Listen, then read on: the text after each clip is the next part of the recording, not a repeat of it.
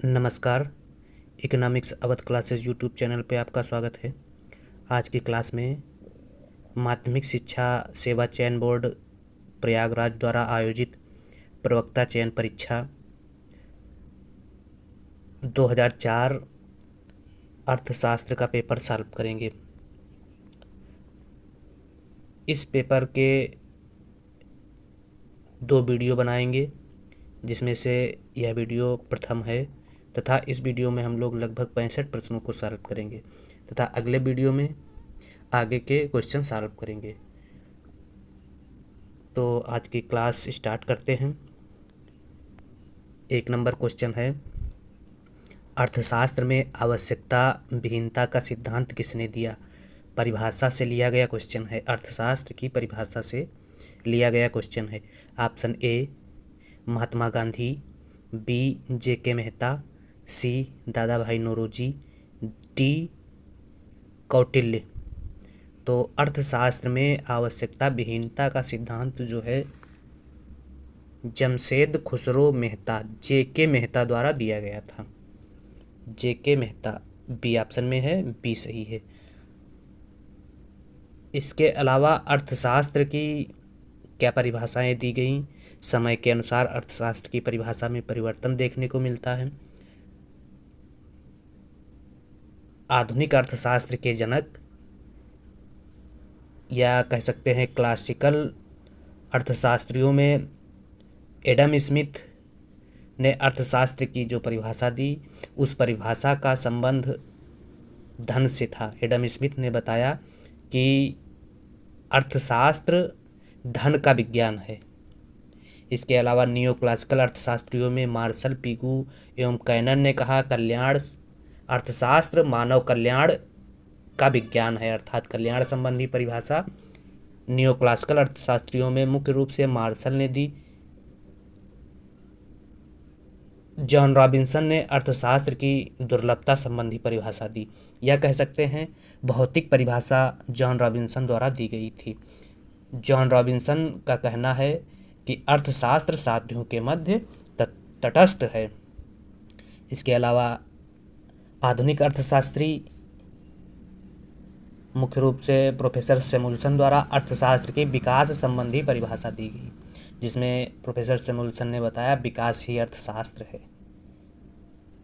Professor Keynes का मानना है अर्थशास्त्र की परिभाषाओं के संबंध में राज्य अर्थव्यवस्था ने परिभाषाओं से अपना गला घोट लिया था, यह घोट लिया है, यह कीन्स का मानना है। तो इस प्रकार से यह अर्थशास्त्र की परिभाषाओं के बारे में कुछ महत्वपूर्ण जानकारी थी। अगला 2 नंबर क्वेश्चन क्या है, यदि किसी वस्तु की कीमत पी कितना दिया गया है? 50 रुपये, सीमांत आय मार्जिनल रेवेन्यू 40 रुपये के बराबर हो तो कीमत की सापेक्ष मांग की लोच क्या होगी? तो कीमत के सापेक्ष मांग की लोच क्या होगी?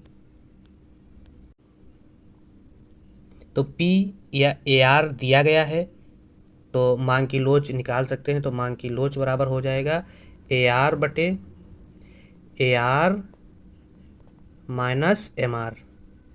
तो ए आर कितना दिया गया है? ए आर या पी दिया गया है 50, तो 50 बटे एम आर कितना दिया गया है? फिर ए आर बटे A R 50 minus M R दिया गया है 40। तो भाग करना है घटा के, 50 बटे 10 हो जाएगा 50 बटे 10, तो 5 आ जाएगा आंसर इसका। 5 किस ऑप्शन में दिया गया है? बी ऑप्शन, बी सही हो जाएगा। सूत्र क्या लगाया गया इसमें? सूत्र ध्यान रखना है, मांग की लोच बराबर ए आर बटे A R minus M R. जब पी दिया हो या ए आर दिया हो या एम आर दिया हो, यह तीनों आंकड़े जब दिए हों तब मांग की लोच निकाली जा सकती है। अगला 3 नंबर क्वेश्चन है, एक समोत्पाद वक्र एक सीधी रेखा होगी यदि आगत समोत्पाद वक्र एक सीधी रेखा होगी यदि आगत पूर्ण स्थानापन्न हो तो। समोत्पाद वक्र क्या है? समोत्पाद वक्र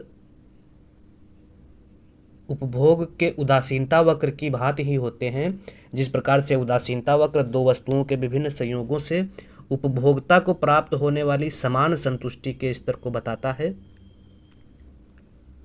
उसी प्रकार से कह सकते हैं कि समोत्पाद वक्र दो उत्पत्ति के साधनों के विभिन्न संयोगों से एक उत्पादन को प्राप्त होने वाले एक समान उत्पादन स्तर को बताता है। अर्थात कह सकते हैं कि उदासीनता वक्र जो है वह दो वस्तुओं के संयोगों के उपभोग से प्राप्त होने वाली संतुष्टि को बताता है, तथा समोत्पाद वक्र उत्पत्ति के साधनों के बारे में बात करता है। या कह सकते हैं समोत्पाद वक्र दो उत्पत्ति के साधनों के एक समान उत्पादन करने वाले अनेक बिंदुओं का एक बिंदुपथ होता है। विभिन्न समोत्पाद रेखाएं उत्पादन के विभिन्न स्तरों को बताती हैं। समोत्पाद वक्र या उदासीनता वक्र में या तटस्थता वक्र में क्या समानताएं हैं जान लेते हैं। यहाँ से क्वेश्चन एग्जाम में पूछा जाता है। तो दोनों वक्र बाएं से दाएं नीचे गिरते हुए होते हैं या बाएं से दाएं गिरते हुए होते हैं, समोत्पाद वक्र और उदासीनता वक्र। तो कह सकते हैं दोनों वक्र बाएं से दाएं नीचे गिरते हुए ऋणात्मक ढाल के होते हैं। यह एक समानता है। इसी प्रकार से समोत्पाद वक्र बना है और इसी प्रकार से क्या उदासीनता या तटस्थता वक्र बनाया जाएगा। दोनों वक्र मूल बिंदु की ओर उन्नतोदर या कह सकते हैं कॉन्वेक्स होते हैं। उन्नतोदर या कॉन्वेक्स टू ओरिजिन होते हैं दोनों वक्र, तथा दोनों स्थितियों में ऊंचा वक्र ऊंची संतुष्टि या उत्पादन के स्तर को बताता है। इसके अलावा उदासीनता वक्र या तटस्थता वक्र दोनों परस्पर एक दूसरे को काट नहीं सकते हैं और ना ही अक्षों को स्पर्श कर सकते हैं। तो यह कुछ समानताएं थी उदासीनता वक्र और तटस्थता वक्र में। 4 नंबर क्वेश्चन है, जब करापात प्रथम अदा करने वाले पर ही रहता है तो उसे कहते हैं अप्रत्यक्ष कर, प्रत्यक्ष कर, ए तथा बी दोनों उपरोक्त में से कोई नहीं। तो जब करापात प्रथम अदा करने वाले व्यक्ति पर लगाया जाता है तो उसे क्या कहा जाता है? प्रत्यक्ष कर कहा जाता है। प्रत्यक्ष कर और अप्रत्यक्ष के कर के बारे में कुछ डिटेल से जानकारी जान लेते हैं। प्रत्यक्ष कर किसे कहते हैं? जब सरकार जिस व्यक्ति पर कर लगाती है और वही व्यक्ति वास्तविक रूप से कर का भुगतान करता है तो उसे प्रत्यक्ष कर कहते हैं। अथवा कह सकते हैं जिस कर का कराघात एवं करापात एक ही व्यक्ति पर होता है तो उसे प्रत्यक्ष कर कहा जाता है। या कह सकते हैं जो कर विवर्तन योग्य होता है उसे प्रत्यक्ष कर कहा जाता है। प्रत्यक्ष कर के अंतर्गत आयकर, निगम कर, मतलब जिस पर लगाया जा रहा है वही व्यक्ति अदा कर रहा है, संपत्ति पर कर और स्टेट ड्यूटी कर को संपत्ति कर के अंतर्गत रखा जाता है। इसके अलावा अप्रत्यक्ष कर, सरकार जिस व्यक्ति पर कर लगाती है कर उस व्यक्ति द्वारा ना वहन करके वह कर दूसरे व्यक्ति पर टाल दिया जाता है, तो ऐसे कर को अप्रत्यक्ष कर कहते हैं। इसके अलावा कह सकते हैं जिस कर का कराघात एवं करापात अलग अलग व्यक्तियों पर होता है उसे अप्रत्यक्ष कर कहा जाता है। अच्छा, एग्जाम में कभी कभी पूछ लेता है कराघात से क्या तात्पर्य है या करापात से क्या तात्पर्य है। तो सर कराघात का मतलब होता है कर का आरंभिक मौद्रिक मूल्य और करापात का मतलब होता है कर का अंतिम मौद्रिक मूल्य। तो जिस कर में कराघात एवं करापात एक ही व्यक्ति पर होता है उसे अप्रत्यक्ष कर कहते हैं। या इसके अलावा कह सकते हैं जो कर विवर्तन योग्य होता है, विवर्तन योग्य होता है, ऐसे कर को क्या कहा जाता है? अप्रत्यक्ष कर कहा जाता है। अप्रत्यक्ष कर के उदाहरणों में सीमा कर, सेवा कर, उत्पाद कर, बिक्री कर, मनोरंजन कर और 2016 से चालू जीएसटी को अप्रत्यक्ष कर के 2017 से चालू जीएसटी को अप्रत्यक्ष कर के अंतर्गत रखा जाता है।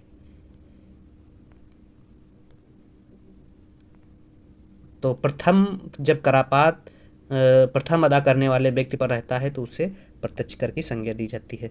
अगला जो क्वेश्चन है, निम्न में से कौन सा एक एकाधिकारी प्रतियोगिता का लक्षण नहीं है? वस्तु विभेद, संतुलन पर एमआर बराबर एमसी, विक्रेताओं की कम संख्या या कीमत जड़ता।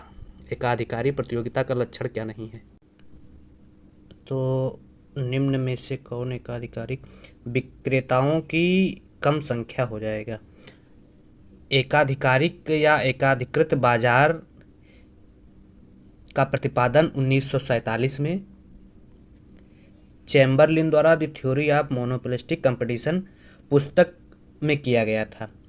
चैम्बरलिन परफेक्ट कंपटीशन एवं एकाधिकार के बीच की बाजार को एकाधिकारात्मक बाजार कहते हैं, जिसमें क्या होता है, फर्मों की संख्या अधिक होती है। तो यहाँ कम दिया गया है, इसलिए यह गलत हो जाएगा। एकाधिकारात्मक या एकाधिकृत प्रतियोगिता में फर्मों की संख्या अधिक होती है, क्रेता की संख्या अधिक होती है, वस्तु विभेदित होती हैं, मतलब समान होते हुए भी वस्तु विभेदित होती हैं। जैसे क्या होता है, पंखा का रंग, रूप एवं आकार क्या है, सब अलग अलग है, लेकिन पंखे का काम एक ही है। प्रोफेसर चैम्बरलिन ने वस्तु विभेदित के संदर्भ में सिगरेट का एग्जाम्पल दिया। एकाधिकृत प्रतियोगिता में फर्मों का लागत ढांचा यू आकार का होता है और फर्में अपनी उत्पादन एवं कीमत का निर्धारण स्वतः करती हैं। वस्तु की गुणवत्ता भिन्न भिन्न होती है, जिसके कारण फर्में बाजार में स्वतंत्र व्यवहार करती हैं। तो यह कुछ एकाधिकृत बाजार की विशेषताएं थी। वैट लगाया जाता है उत्पादन के प्रथम स्तर पर, सीधे ही उपभोक्ता पर, उत्पादन के अंतिम स्तर पर, उत्पादन के अंतिम तथा बिक्री के बीच के समस्त स्तरों पर। तो वैट जो है उत्पादन के अंतिम तथा बिक्री के बीच के समस्त स्तरों पर लगाया जाता है। तो 6 का सही आंसर डी है। अगला 7 नंबर क्वेश्चन, यदि एक उपभोक्ता की आय 400 रुपये हो तो वह क्रमशः 2 वस्तुओं ए तथा बी की एक्स तथा वाई इकाई क्रय करता है, जबकि ए वस्तु की कीमत 5 रुपये व बी वस्तु की कीमत 10 रुपये हो, तो बजट रेखा का समीकरण होगा। तो यदि उपभोक्ता जो ए वस्तु की एक्स इकाई था बी वस्तु की वाई इकाई खरीदता है, जिससे ए वस्तु 5 रुपये प्रति इकाई था, बी वस्तु 10 रुपये प्रति इकाई तथा उसकी कुल क्रय शक्ति 400 रुपये है, तो बजट रेखा का समीकरण हो जाएगा 5x + 10y बराबर 400 रुपये। किस ऑप्शन में है देख लेते हैं। 5x + 10y बराबर 400, ए ऑप्शन में है, ए सही हो जाएगा। नेक्स्ट क्वेश्चन, जब फर्म सामान्य लाभ अर्जित करती है तब किस स्थिति में फर्म सामान्य लाभ अर्जित करती है? AR बराबर AC जब होता है तब फर्म सामान्य लाभ अर्जित करती है, और AR AC बी ऑप्शन में है, बी सही है। कोई भी फर्म अपने उत्पादन के दौरान 3 स्थितियों का सामना करती है। कौन कौन सी 3 स्थितियां हैं? सामान्य लाभ, असामान्य लाभ एवं हानि। तो पूर्ण प्रतियोगिता के अंतर्गत देख लेते हैं कब किसी फर्म को सामान्य लाभ होता है, कब असामान्य लाभ होती है और कब हानि होती है। पूर्ण प्रतियोगिता के अंतर्गत अल्पकाल में फर्म को असामान्य लाभ, सामान्य लाभ एवं हानि तीनों स्थितियों का सामना करना पड़ सकता है। तो असामान्य लाभ की स्थिति में क्या होता है, ये असामान्य लाभ का आरेख बनाया जा सकता है, जिसमें AR और EMR वक्र है, ये MC वक्र और ये AC वक्र। ये इस स्थिति में क्या है, जब लागत ज़्यादा हो रही है, लागत कम है और कीमत ज़्यादा है, तब ऐसी स्थिति में क्या हो रहा है, फर्म को असामान्य लाभ हो रहा है। उसी प्रकार से सामान्य लाभ कब होता है, जब क्या होता है, कीमत AR और AC एवरेज रेवेन्यू और एवरेज कास्ट बराबर होती है, तब क्या होता है, फर्म को सामान्य लाभ होता है। और हानि की स्थिति कब होती है, जब कीमत कम होती है और लागत ज़्यादा होती है, तब फर्म को क्या होता है, हानि की स्थिति का सामना करना पड़ता है। ये क्या है? हानि की स्थिति है। प्राइस क्या है? कम है और लागत क्या है? ज़्यादा है। तब ये क्या है? हो जाएगी हानि की स्थिति हो जाएगी। और सामान्य लाभ की स्थिति में सब बराबर होता है, कीमत भी बराबर होती है और आय भी बराबर होती है। और अगर दीर्घकाल की बात की जाए तो दीर्घकाल में परफेक्ट कंपटीशन में फर्म को सिर्फ सामान्य लाभ ही प्राप्त होता है। सभी फर्मों को सामान्य लाभ प्राप्त होता है।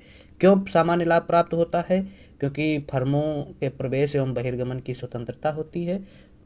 बहिर्गमन एवं प्रवेश की स्वतंत्रता से लाभ को देखकर नई फर्में बाजार में प्रवेश करती हैं, जिससे क्या होता है?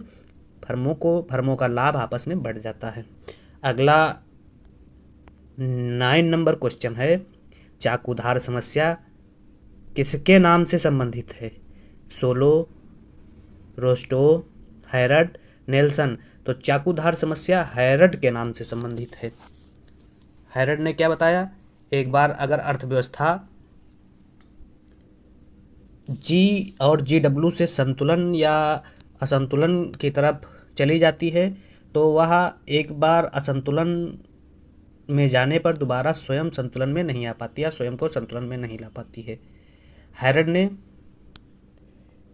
GA, GW, GN की मदद से अपने सिद्धांत की व्याख्या की।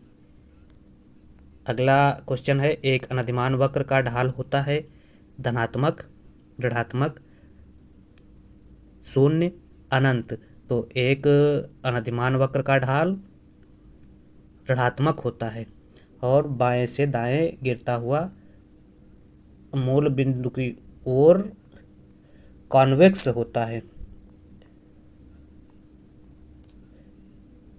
तो एक अनधिमान वक्र सी सही हो जाएगा। अनधिमान वक्र के बारे में कुछ जान लेते हैं, विशेषताएं। अनधिमान वक्र या उदासीनता वक्र का विचार सर्वप्रथम 1881 में एजवर्थ द्वारा दिया गया था। विचार को विकसित करने का श्रेय 1906 में पैरेटो ने किया और उदासीनता वक्र में सुधार स्लटस्की ने 1915 में किया था तथा तटस्थता वक्र विश्लेषण को वैज्ञानिक बनाया गया था हिग्स तथा एलन द्वारा। तो यह कुछ तटस्थता वक्र के उद्भव के संबंध में प्रमुख बातें थी। अब अगर विशेषताओं की बात की जाए तो उदासीनता वक्र या तटस्थता वक्र का ढाल ऋणात्मक होता है, अर्थात ऊपर से नीचे गिरता हुआ होता है।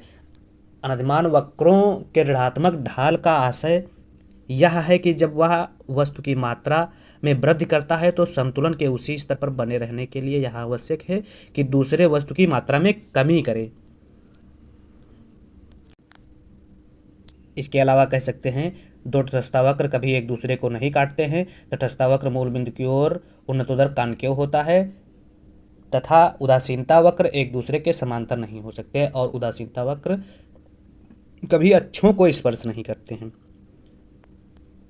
नेक्स्ट क्वेश्चन है, अधिकतम सामाजिक लाभ के सिद्धांत की निम्न में से कौन सी सीमा है? अधिकतम सामाजिक लाभ के सिद्धांत की सीमाओं में सार्वजनिक व्यय से प्राप्त सीमांत उपयोगिता का सदैव उचित आकलन संभव नहीं है। ठीक है। सार्वजनिक व्यय तथा करारोपण को बहुत छोटी इकाइयों में मापा जाना चाहिए, यह भी ठीक है। यह स्थैतिक स्थिति की मान्यता पर आधारित होता है। तो ए 1, 2 और 3 तीनों सत्य हैं, डी सही है। अगला, एक सामान्य मांग फलन होता है कीमत का एक दिश वर्धमान फलन, एक दिश ह्रासमान फलन, कूदता हुआ फलन, स्थिर फलन। तो सामान्य मांग फलन कीमत का एक दिश ह्रासमान फलन होता है, बी ऑप्शन सही है। 13 नंबर क्वेश्चन, 2003-04 में भारतीय अर्थव्यवस्था की वृद्धि दर थी। तो 2003-04 में भारतीय अर्थव्यवस्था की वृद्धि दर 8.5% थी, डी है। और वर्तमान में 2023 में भारतीय अर्थव्यवस्था की वृद्धि दर 6.5% से 7% के बीच रहने का अनुमान है और यह अनुमान विश्व बैंक द्वारा लगाया गया है तथा भारत को विश्व में सबसे तेजी से बढ़ती हुई अर्थव्यवस्था का दर्जा दिया गया है। अगला क्वेश्चन है, निम्न में से किसने बेकर लगाने का सुझाव दिया? Dalton, Musgrave, Kaldor, Demarco. तो कल्डार द्वारा बेकर लगाने का सुझाव दिया गया था। इसके अलावा कल्डार ने पूंजी लाभ कर, संपत्ति कर एवं उपहार कर, 4 प्रकार के कर लगाने का सुझाव कल्डार द्वारा दिया गया था। बेकर, संपत्ति कर, पूंजी लाभ कर एवं उपहार कर। अगला क्वेश्चन है, कॉप डगलस उत्पादन फलन के लिए प्रतिस्थापन की लोच होती है 2 इकाई 0 अनंत। तो कॉप डगलस प्रतिस्थापन के लिए उत्पादन की लोच इकाई के बराबर होती है। उत्पादन फलन में प्रतिस्थापन की लोच इकाई होती है। कॉप डगलस उत्पादन फलन में जब प्रतिस्थापन की लोच इकाई होती है तो उत्पादन फलन प्रथम कोटि का समरूप फलन होता है। यह भी क्वेश्चन पूछा जा सकता है। अगला 16 नंबर क्वेश्चन, अल्पाधिकार बाजार में फर्मों की संख्या होती है, बहुत अधिक होती है, 20 से अधिक होती है, 10 से कम होती है, मात्र 1 होती है। तो अल्पाधिकार बाजार में फर्मों की संख्या के बारे में स्टेनियर एवं हेग ने बताया कि 2 से अधिक एवं 10 से कम होती है। तो 20 से अधिक होती है, 10 से कम। या कह सकते हैं अल्पाधिकार बाजार में फर्मों की संख्या कुछ होती है या फ्यू फर्में होती हैं। तो इसमें बी ऑप्शन सही बताया गया है 16 का। अल्पाधिकार बाजार में फर्मों की संख्या क्या है? 20 से अधिक। अल्पाधिकार बाजार क्या है? वह बाजार जहां थोड़े से विक्रेता अपनी वस्तुओं की बिक्री हेतु बहुत आपस में प्रतियोगिता करते हैं, उसे अल्पाधिकार बाजार कहते हैं। अल्पाधिकार बाजार में फर्मों की संख्या के बारे में कुछ अर्थशास्त्री फर्मों की संख्या को तय नहीं कर पाते हैं।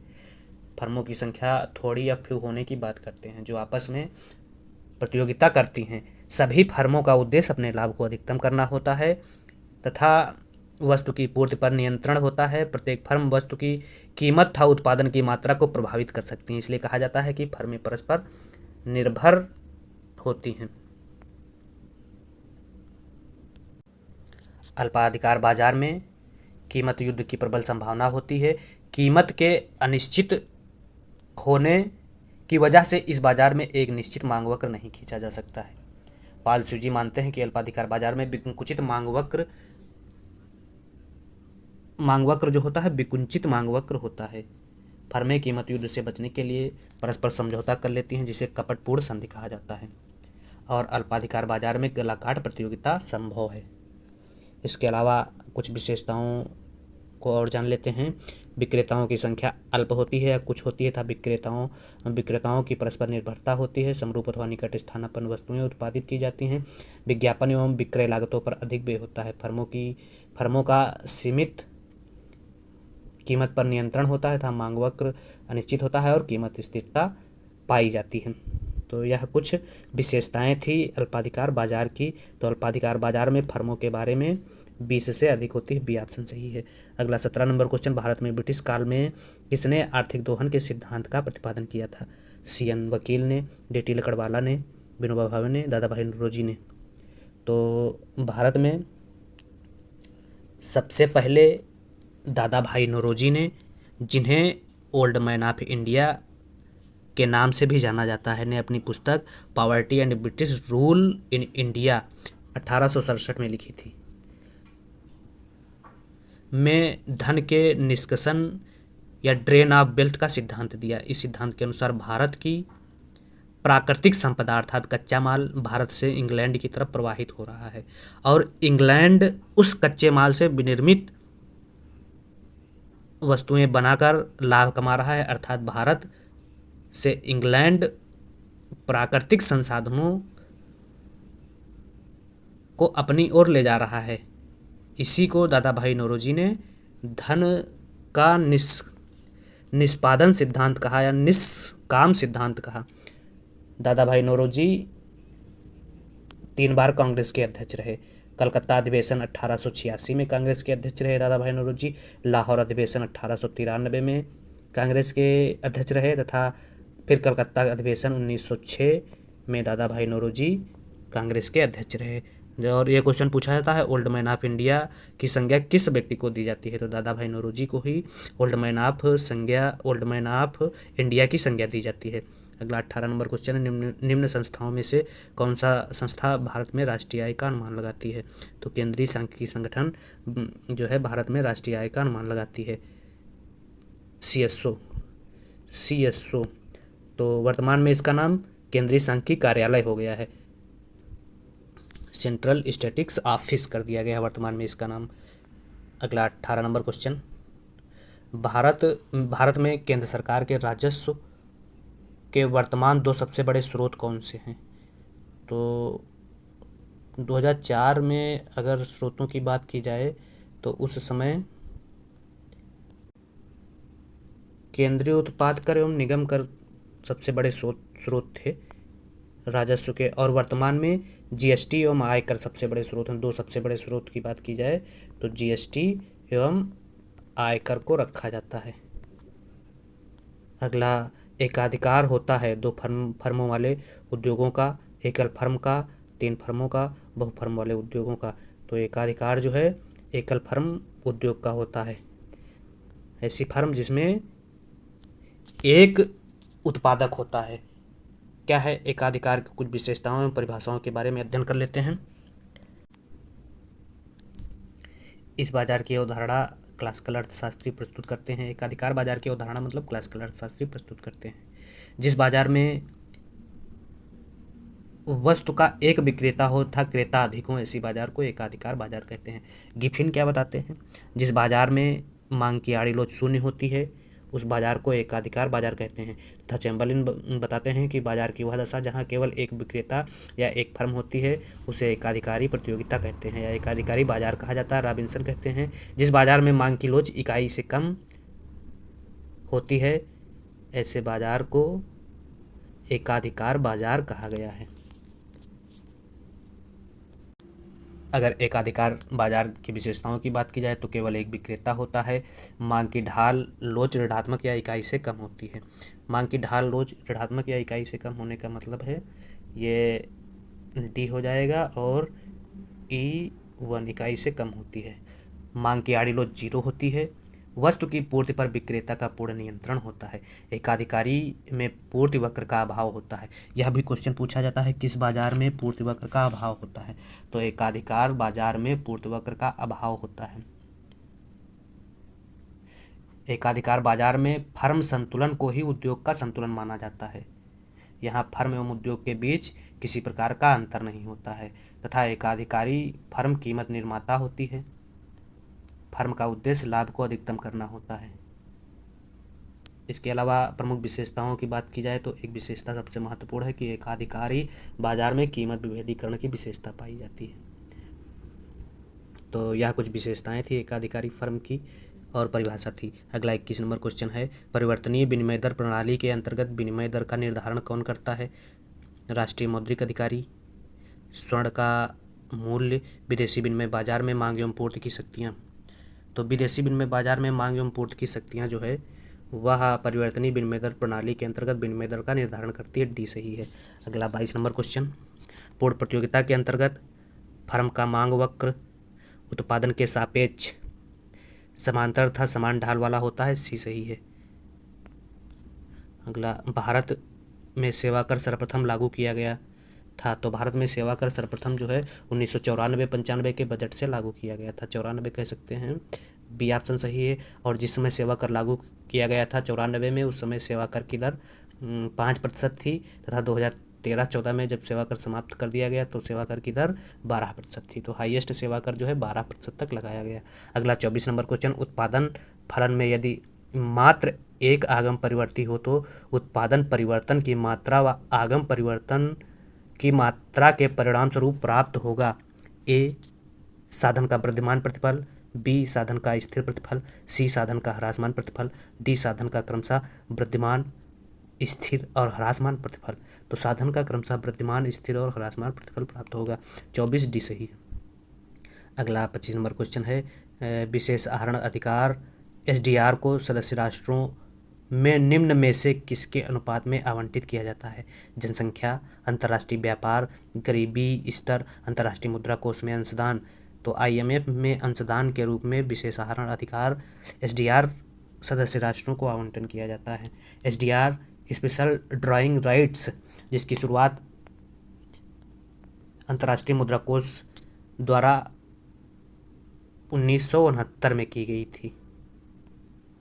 एसडीआर ना तो मुद्रा है और ना ही IMF का दावा है, बल्कि यह IMF के सदस्यों की स्वतंत्र रूप से प्रयोग करने योग्य मुद्रा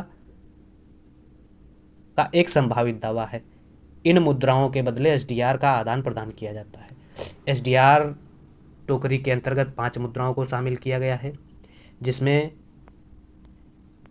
अमेरिका का डॉलर, यूरोप का यूरो, चीन का युआन या राविन्सबी युआन, जापान का येन और ब्रिटिश का पाउंड शामिल है। डॉलर का जो योगदान या अंशदान है वह 43.38% है, यूरो का योगदान 29.31% है, युआन का योगदान 12.28% है और 7.59% येन का योगदान है तथा 7.44% जो है पाउंड का योगदान है। तो सबसे ज़्यादा योगदान जो है डॉलर का है। तो अगला जो क्वेश्चन है, कार्प डगलस उत्पादन फलन में यदि आगतों को उनकी सीमांत उत्पादकता के अनुसार पारितोषिक दिया जाए तो पारितोषिक के उपरांत अवशेष होगा, क्या होगा? शून्य होगा। ए सही है। 27 नंबर क्वेश्चन, वर्तमान में भारत में सेवा कर की दर है। तो वर्तमान में भारत में सेवा कर की दर 2004 में 10% थी और जब लागू किया गया था तो 5% थी और जब बंद किया गया था तो 12% थी और जब 2004 में 10% के आसपास थी। डी सही है 27 का। 28 नंबर क्वेश्चन, निम्न में कौन सा निर्धनता का दुष्चक्र का अवयव नहीं है? पूंजी निर्माण है निर्धनता के दुष्चक्र का अवयव, निवेश है, उत्पादकता है, ब्याज दर नहीं है। ब्याज दर का निर्धनता से कोई संबंध है नहीं है। निर्धनता के दुष्चक्र की अगर बात की जाए तो मांग पक्ष एवं पूर्ति पक्ष दो निर्धनता के दुष्चक्र दोनों के अलग अलग हैं। जैसे निर्धनता अगर होती है तो कम आय, फिर पूंजी कम, कम मांग, बचत कम, कम निवेश और कम उत्पादकता, फिर निर्धनता का दुष्चक्र ऐसे ही चलता रहता है। अगला जो क्वेश्चन है, अगला क्वेश्चन 29 नंबर क्वेश्चन, व्यापार चक्र का अतिनिवेश सिद्धांत किसने दिया? हार्ट्रे, हेयक, जेवेंस, शुम्पीटर। तो व्यापार चक्र का अतिनिवेश सिद्धांत जो है हेयक द्वारा दिया गया। क्या है अतिनिवेश सिद्धांत के बारे में हेयक का कहना? व्यापार चक्र का मौद्रिक अधिनिवेश सिद्धांत व्यापार के मौद्रिक सिद्धांत का ही एक रूप है जिसका प्रतिपादन हेयक द्वारा किया गया था। व्यापार चक्र के अधिनिवेश सिद्धांत के अनुसार कम ब्याज दर पर किया गया बैंक साख का अधिक निर्गमन ही व्यापार चक्र का मुख्य कारण है। जब ब्याज दर कम कर दी जाती है तो उससे क्या होता है, अधिक मुद्रा लोग लेने का प्रयास करते हैं जो अपने उद्योगों में निवेश करते हैं। ब्याज दर का बढ़ना या घटना मौद्रिक प्रणाली में अस्थिरता उत्पन्न करेगा, जो उत्पादन प्रणाली में असंतुलन उत्पन्न करेगी, जिससे क्या होगा, आर्थिक क्रियाओं की अभिवृद्धि या अवसाद की स्थिति उत्पन्न होगी, अर्थात उतार चढ़ाव की स्थिति उत्पन्न होगी। इसके अलावा शुद्ध मौद्रिक सिद्धांत, व्यापार चक्र का शुद्ध मौद्रिक सिद्धांत हार्ट्रे द्वारा दिया गया था। यह सिद्धांत हेयक द्वारा, अति विनियोग सिद्धांत हेयक द्वारा दिया गया। नवप्रवर्तन का सिद्धांत शुम्पीटर द्वारा दिया गया था तथा सैमुअल्सन ने गुणक एवं त्वरक की अंतःक्रिया पर आधारित व्यापार चक्र का सिद्धांत दिया। इसी प्रकार से हिक्स द्वारा गुणक एवं त्वरक की अंतःक्रिया पर आधारित व्यापार चक्र का सिद्धांत दिया गया। अगला जो क्वेश्चन है वह है, एक रेखीय मांग वक्र के लिए कीमत की सापेक्ष मांग की लोच मांग वक्र के प्रत्येक बिंदु पर स्थिर रहती है, परिवर्तित होती है, किंतु यह परिवर्तन शून्य से इकाई के मध्य होता है। नहीं, परिवर्तित होती है किंतु यह परिवर्तन जो है शून्य और अनंत के बीच होता है। मांग के रेखीय वक्र पर जो है मांग का रेखीय वक्र, यहाँ EP बराबर अनंत हो जाएगा y अक्ष पर और यहाँ पर EP बराबर 0 हो जाएगा। तो रैखिक मांग वक्र के प्रत्येक बिंदु पर मांग की लोच क्या होती है, शून्य और अनंत के बीच होती है। अनुलंब अक्ष पर कह सकते हैं अनंत होती है, ये y अक्ष पर कह सकते हैं या अनुलंब अक्ष पर कह सकते हैं अनंत होती है, तथा x अक्ष पर या क्षैतिज अक्ष पर क्या होती है, 0 होती है, तथा मध्य बिंदु पर इकाई के बराबर होती है। अगला जो क्वेश्चन है तो इसका जो आंसर हो जाएगा वह डी हो जाएगा। 31 नंबर क्वेश्चन, निम्नलिखित में विश्व अर्थव्यवस्था का तृतीय स्तंभ किसे कहते हैं? विश्व बैंक, अंतर्राष्ट्रीय मुद्रा कोष, विश्व व्यापार संगठन, यूनेस्को। तो विश्व व्यापार संगठन को विश्व अर्थव्यवस्था का तृतीय स्तंभ कहा जाता है। WTO की स्थापना 1 जनवरी 1995 को की गई थी। WTO की पूर्ववर्ती संस्था गैट है। गैट अंतिम राउंड वार्ता अर्थात उरुग्वे चक्र, उरुग्वे चक्र जो है 1986 से 94 के बीच चला। यह भी क्वेश्चन पूछा जा सकता है। उरुग्वे चक्र की वार्ता के तहत WTO की स्थापना हुई थी। WTO की स्थापना का मुख्य उद्देश्य जो है अंतर्राष्ट्रीय व्यापार को बढ़ावा देना, आर्थिक विकास एवं रोजगार सृजन को बढ़ावा देना, व्यापार अंतर्राष्ट्रीय नियमों के अनुसार करवाना। यह अंतर्राष्ट्रीय या WTO के मुख्य उद्देश्य थे। वर्तमान में WTO के सदस्यों की संख्या 164 है। मुख्यालय जिनेवा में है, स्विट्जरलैंड के जिनेवा में मुख्यालय है। अगला क्वेश्चन है, यदि मांग फलन D बराबर 400/P हो तो कीमत 40 इकाई हो पर मांग की लोच क्या होगी? तो सरल है, 400/P, 40 दिया गया है, भाग कर देंगे तो 10 40 1 आ जाएगा, 1 इकाई हो जाएगा।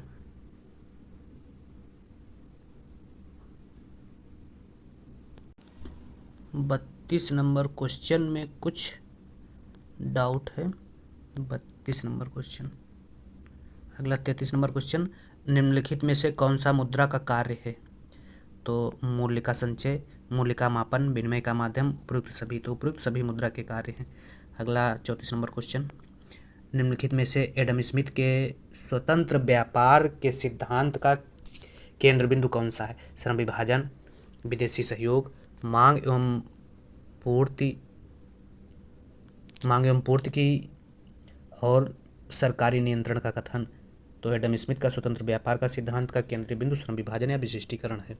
श्रम विभाजन या विशिष्टीकरण ए ऑप्शन में दिया गया है, ए सही हो जाएगा। 34 ए सही है। अगला 35 नंबर क्वेश्चन,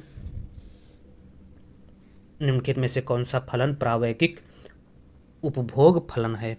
तो प्रावैगिक उपभोग फलन में सी बराबर हो जाएगा CT बराबर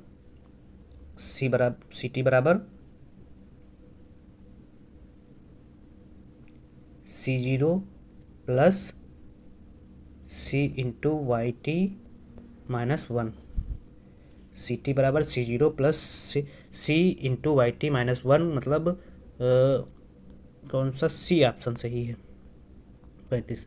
अगला 36 नंबर क्वेश्चन, निम्न व्यापार चक्र सिद्धांतों में कौन सा सिद्धांत गुणक व्यापार चक्र सिद्धांत के नाम से जाना जाता है? तो गुणक व्यापार चक्र के सिद्धांत के नाम से हिग्स का व्यापार चक्र और सैमुअल्सन का व्यापार चक्र जाना जाता है। हिग्स ऑप्शन में दिया गया है, तो डी सही हो जाएगा।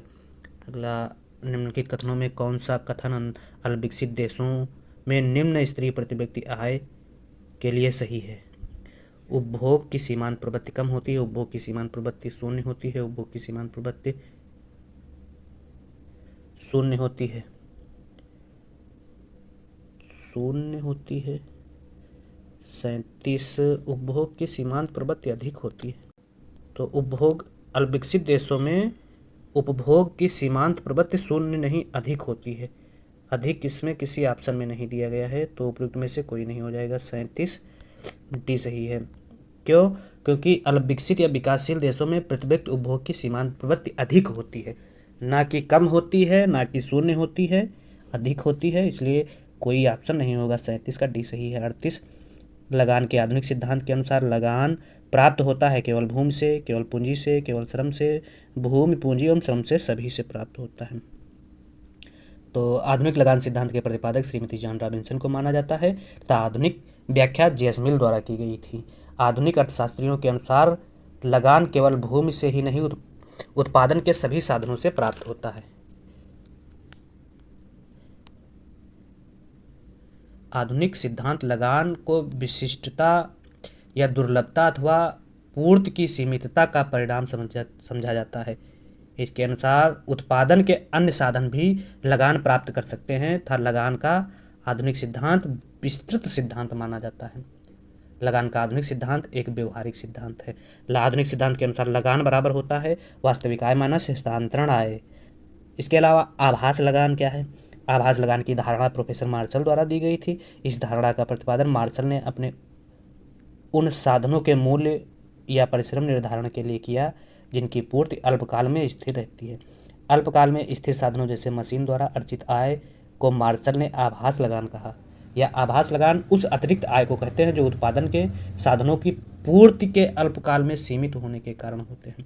आभास लगान बराबर होता है TR माइनस TVC, या कह सकते हैं कुल आय माइनस कुल परिवर्तनशील लागत, या कह सकते हैं आभास लगान बराबर कुल अल्पकालीन संपूर्ण आय माइनस परिवर्तनशील लागत को आभास लगान कहा जाता है। अगला क्वेश्चन है, निम्नलिखित में से अर्थशास्त्रियों के किस समूह ने बाजार अर्थव्यवस्था का समर्थन किया? तो बाजार अर्थव्यवस्था के समर्थक अर्थशास्त्रियों में एडम स्मिथ, रिकार्डो, जेके गैलब्रेथ हैं। डी ऑप्शन सही है। अगला 40 नंबर क्वेश्चन, यदि बचत की सीमांत प्रवृत्ति 0.12 हो तो निवेश गुणक का मान होगा।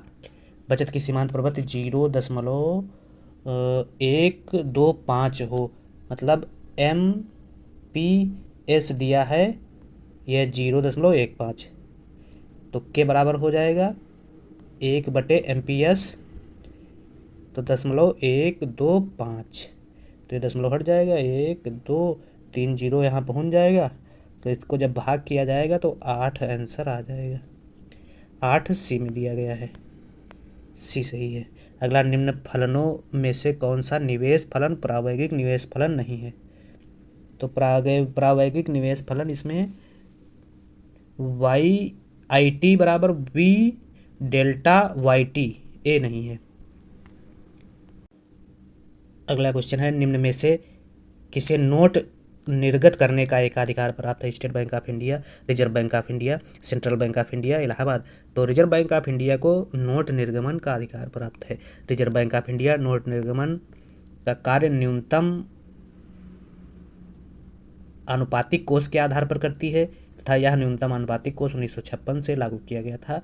और रिजर्व बैंक ऑफ इंडिया 1 रुपये से लगाकर 10,000 रुपये तक के नोट जारी कर सकती है, अर्थात न्यूनतम नोट 1 रुपये का जारी करती है और अधिकतम नोट 10,000 रुपये का जारी कर सकती है।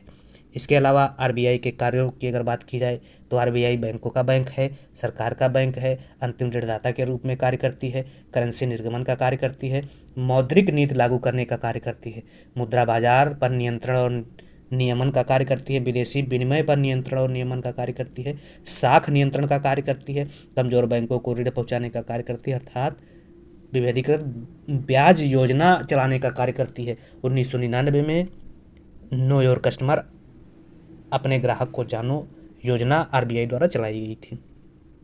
इसके अलावा व्यापारिक बैंकें होती है। व्यापारिक बैंकों के क्या कार्य होते हैं? जनता से जमाओं को स्वीकार करना, जनता से जमाओं को स्वीकार करने के रूप में मांग जमा, बचत जमा और समय जमा तथा आवर्ती जमा व्यापारिक बैंकें स्वीकार करती हैं।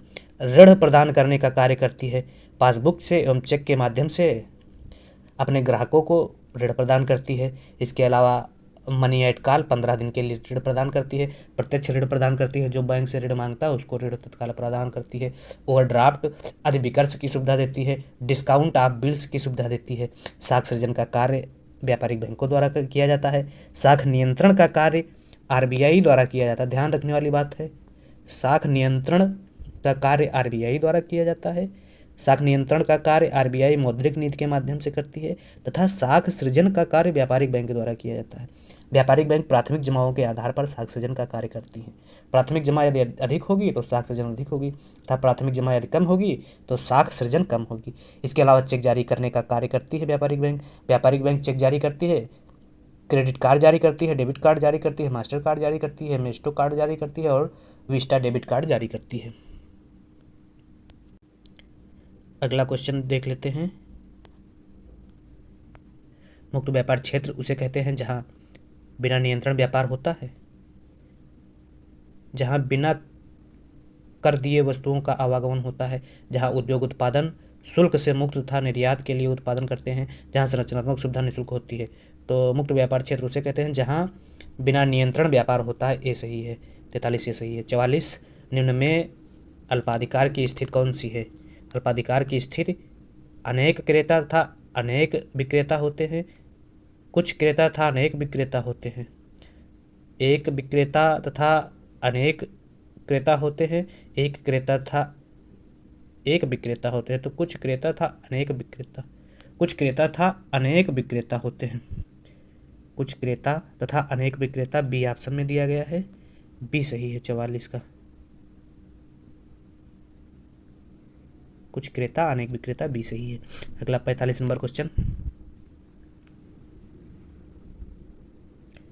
जब विशेषताओं की अगर बात की जाए अल्पाधिकार बाजार के, तो विशेषताएं क्या है? फर्मों की संख्या थोड़ी होती है जो आपस में प्रतियोगिता करती हैं। सभी फर्मों का उद्देश्य अपने लाभ को अधिकतम करना होता है तथा वस्तु की पूर्ति पर नियंत्रण होता है।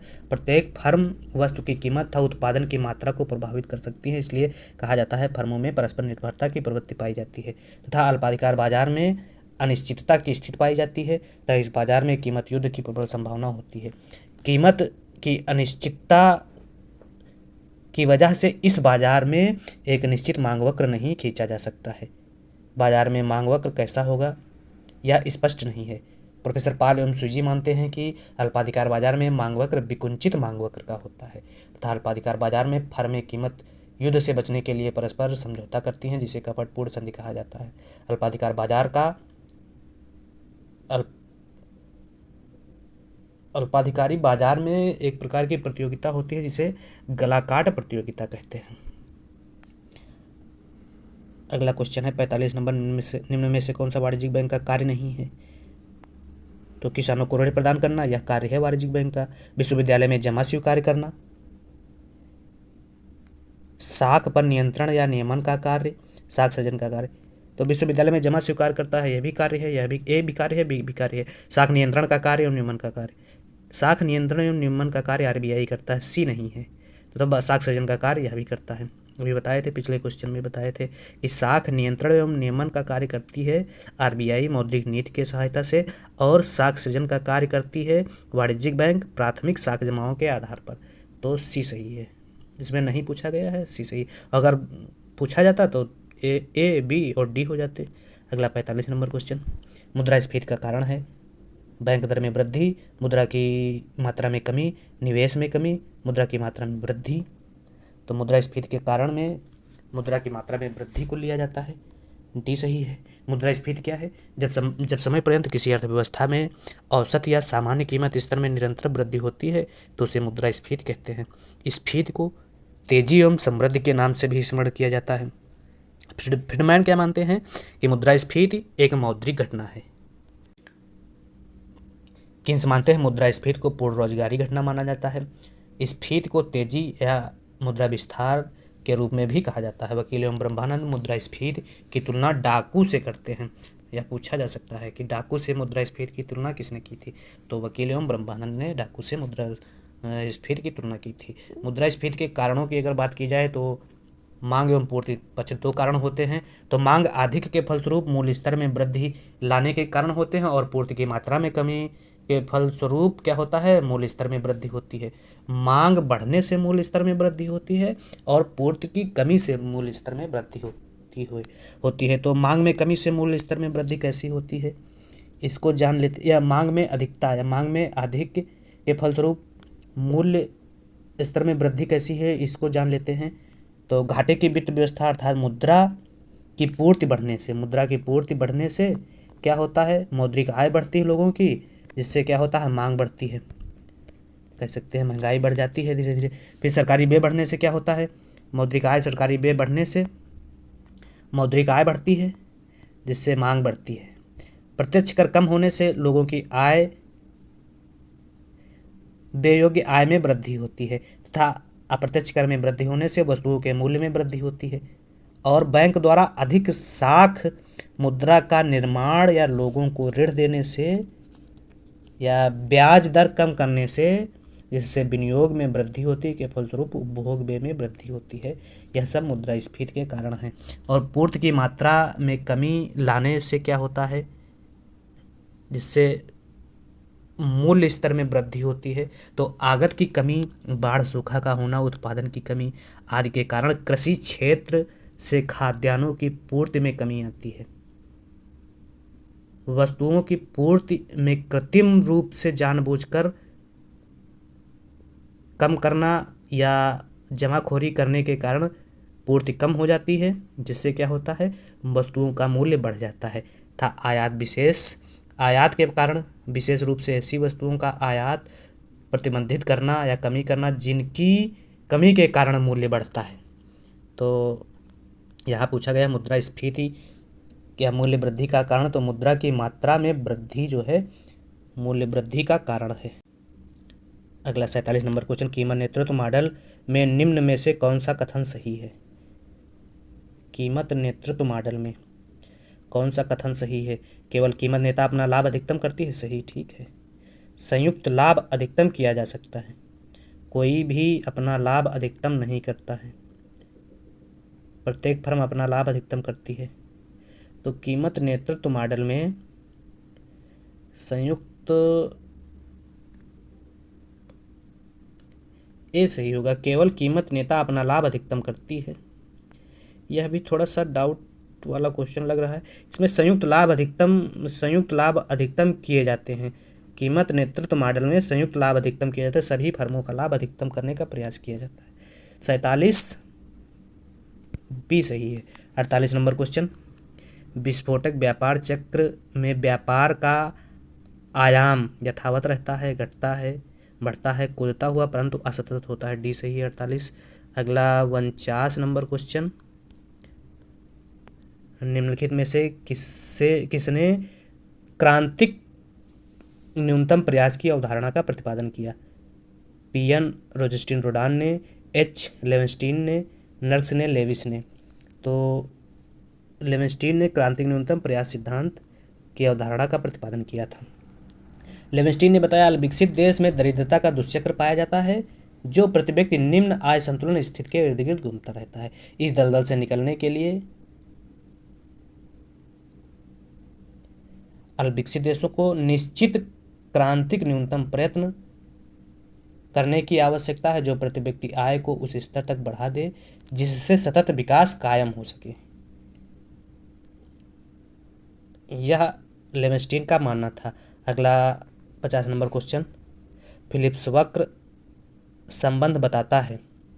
तो फिलिप्स वक्र मुद्रास्फीति एवं बेरोजगारी के बीच संबंध बताता है, ये सही है। फिलिप्स वक्र में प्रोफेसर फिलिप्स महोदय ने ब्रिटेन में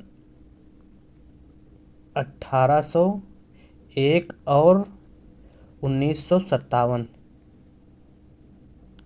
के बीच बेरोजगारी के प्रतिशत तथा मौद्रिक मजदूरी में होने वाले परिवर्तन के प्रतिशतों से संबंधित आंकड़ों का विश्लेषण किया था, जिसमें इन्होंने मुद्रास्फीति एवं बेरोजगारी के बीच संबंध की व्याख्या की और इनके बीच विपरीत संबंध की बात की गई थी।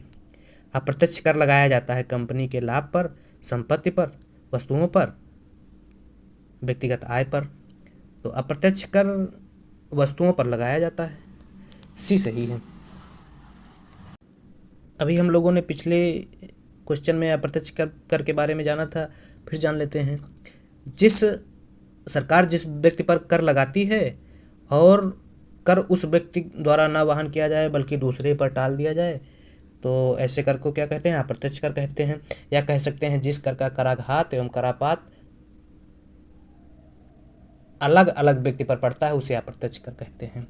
और कराघात कर का प्रारंभिक मौद्रिक मूल्य होता है और करापात कर का अंतिम मौद्रिक मूल्य कहलाता है।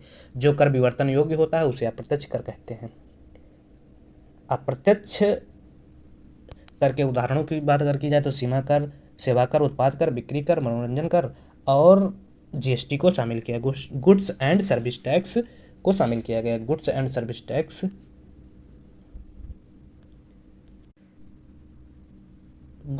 सर्विस टैक्स 1 जुलाई 2017 से लागू किया गया। तो यहाँ पूछा गया है अप्रत्यक्ष कर लगाया जाता है तो वस्तुओं पर लगाया जाता है। कार्टेल किस बाजार का भाग है। एकाधिकार, पूर्ण प्रतियोगिता, अल्पाधिकार, एकाधिकारी। तो कार्टेल जो है अल्पाधिकार बाजार का भाग है। करापात विक्रेताओं तथा क्रेताओं के मध्य वितरित होगा मांग एवं पूर्ति की लोच के अनुपात में। मांग एवं पूर्ति की लोच के अनुपात में। यदि मांग की लोच पूर्ति की लोच से कम हो तो कर का भार क्रेता पर अधिक होगा। यदि मांग एक्स अक्ष के समांतर हो तो करापात विक्रेता पर पड़ेगा।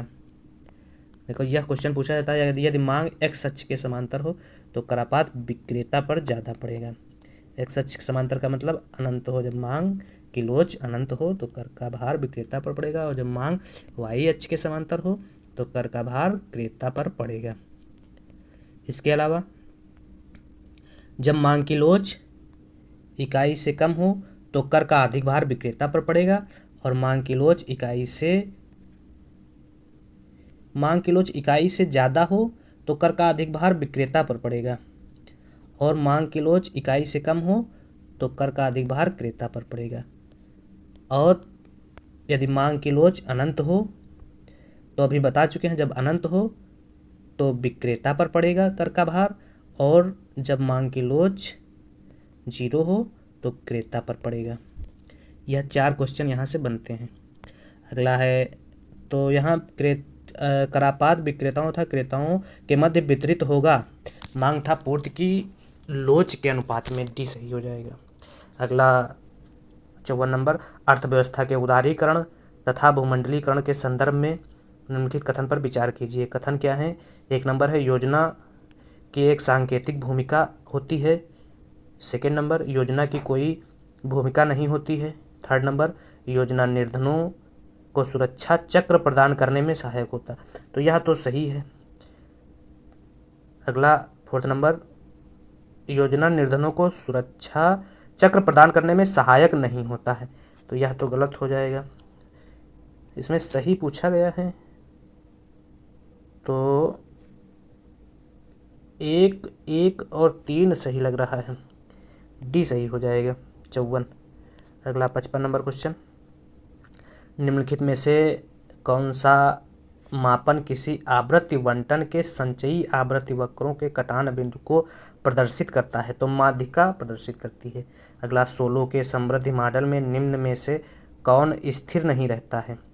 तो 16 के समृद्धि मॉडल में कौन स्थिर नहीं रहता? बचत आय अनुपात, पूंजी श्रम अनुपात, उपभोग की सीमांत प्रवृत्ति, जनसंख्या वृद्धि दर। तो पूंजी श्रम अनुपात स्थिर नहीं रहता। 57 यह क्वेश्चन 16 के मान्यताओं से लिया गया है। तो 16 की मान्यताएं क्या क्या हैं जान लेते हैं। 16 का नियो क्लासिकल विकास मॉडल जो है वह बंद अर्थव्यवस्था या राज्य का हस्तक्षेप नीति पर आधारित है। उत्पादन के 2 साधन श्रम तथा पूंजी ली गई है। श्रम एवं पूंजी सहजातीय प्रकृति की है। आंशिक रूप से स्थानापन्न है श्रम तथा पूंजी। पूंजी श्रम अनुपात के अपानयल परिवर्तनशील होता है। तो अभी तक जो मॉडल लिए गए थे, जैसे हेराडोमर का मॉडल, गल्डार का मॉडल, इन सब में के अपानयल जो है वह स्थिर माना गया है, लेकिन इनके मॉडल में, 16 के मॉडल में परिवर्तनशील माना गया है। सीमांत बचत, औसत बचत समान तथा स्थिर होती है, अर्थात कह सकते हैं MPS बराबर APS होती है। तकनीक प्रगत तटस्थ होती है। जनसंख्या में स्थिर वृद्धि दर स्थिर दर से होती है। बहिर्जात कारक मानते हैं जनसंख्या को। उत्पादन के 2 साधन श्रम एवं पूंजी, श्रम को भुगतान उसकी सीमांत उत्पादकता के बराबर दिया जाता है। श्रम पूंजी सहजाती है। पूंजी श्रम अनुपात अपने से परिवर्तनशील होकर अर्थव्यवस्था में सतत वृद्धि के मार्ग पर चलते हैं। दोनों उत्पादन के साधन आंशिक स्थानापन्न होते हैं तथा पैमाने के स्थिर नियम लागू होते हैं। पूंजी में होने वाली वृद्धि आंतरिक चर है। श्रम शक्ति में होने वाली वृद्धि बहिर्जात चर है, जिसका संबंध जनसंख्या में होने वाली वृद्धि से लगाया जाता है। तो इस प्रकार से यह कुछ मान्यताएं थी। कौन स्थिर नहीं रहता है? तो पूंजी श्रम अनुपात परिवर्तनशील रहता है, अर्थात यह स्थिर नहीं रहता है। बाकी के मॉडलों में सब स्थिर रहते थे, पूंजी और श्रम अनुपात। 58 नंबर क्वेश्चन, निम्नलिखित करों में से कौन सा कर प्रत्यक्ष कर नहीं है? आयकर, संपत्ति कर, मृत्यु कर, बिक्री कर। तो बिक्री कर अप्रत्यक्ष कर है। बिक्री कर, सेवा कर, मनोरंजन कर, उत्पाद कर, GST, सीमा कर, यह सब बिक्री कर के अंतर्गत आते हैं। शिशु उद्योग तर्क किसके पक्ष में है? तो शिशु उद्योग तर्क जो है वह संरक्षण के पक्ष में है। 62 बी सही है। अगला 60 नंबर क्वेश्चन, सामान्य मांग फलन का ढाल होता है, तो सामान्य मांग फलन ऋणात्मक ढाल का होता है, बाएं से दाएं नीचे गिरता हुआ ऋणात्मक ढाल का होता है, बी सही है। अगला, विकुंचित मांग की धारणा को किसने विकसित किया, तो विकुंचित मांग की धारणा को पाल स्वीजी ने विकसित किया। पाल स्वीजी किस ऑप्शन में है, बी ऑप्शन में है। 62 नंबर क्वेश्चन, शब्द संभाव्य आश्चर्य किस सिद्धांत से संबद्ध है, लगान सिद्धांत, ब्याज सिद्धांत, मजदूरी सिद्धांत, लाभ सिद्धांत। तो संभाव्य आश्चर्य लाभ के सिद्धांत से संबंधित है और संभाव्य आश्चर्य का सिद्धांत शाकिल द्वारा प्रतिपादित किया गया था।